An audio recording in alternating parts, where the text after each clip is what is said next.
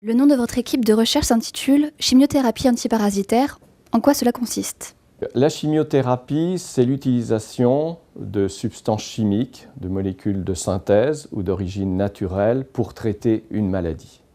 Alors, dans le grand public, on associe chimiothérapie à cancer, mais cette chimiothérapie, elle s'applique à toutes les maladies.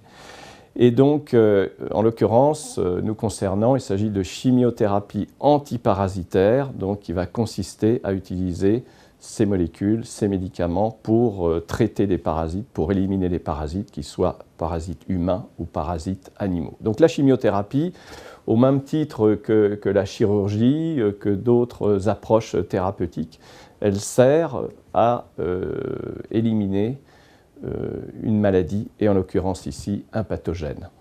Qu'est-ce qu'un parasite et pouvez-vous nous donner des exemples ? Alors un parasite, c'est un organisme très habile, donc c'est un organisme vivant qui, tout ou partie de sa vie, va vivre aux dépens d'un autre organisme vivant qu'on appelle l'hôte. Et finalement, le parasite va exploiter toutes les potentialités de l'hôte, notamment les nutriments, pour se développer, pour son cycle de développement. Alors, les parasites ont en général des cycles de développement qui peuvent être très compliqués. Il y en a qui sont très simples, d'autres très compliqués. Et ils vont utiliser éventuellement plusieurs hôtes, notamment des insectes ou des mollusques.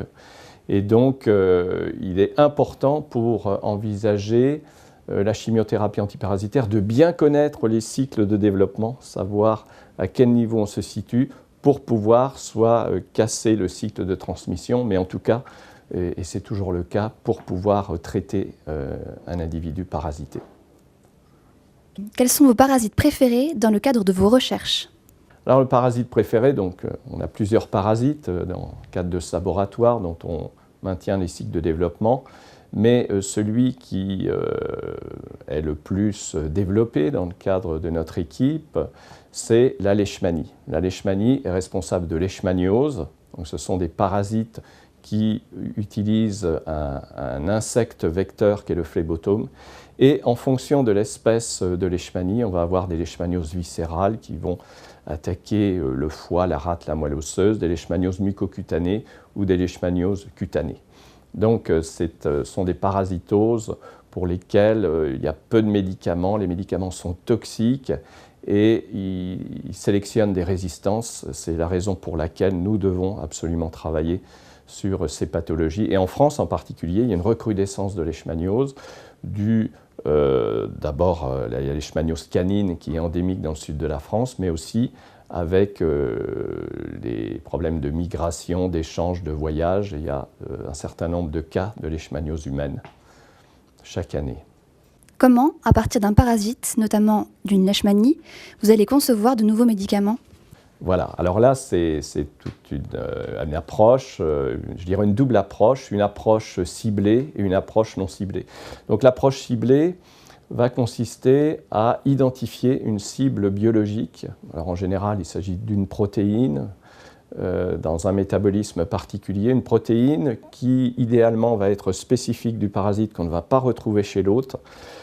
Mais on peut aussi utiliser une protéine qui est commune à l'hôte et au parasite si elles ont suffisamment de différences structurales et si ces différences structurales permettent de concevoir des inhibiteurs spécifiques. Donc l'approche ciblée, c'est de dire, voilà, on va mettre au point un médicament ultra spécifique contre le parasite, donc, dont on attend une faible toxicité pour l'hôte.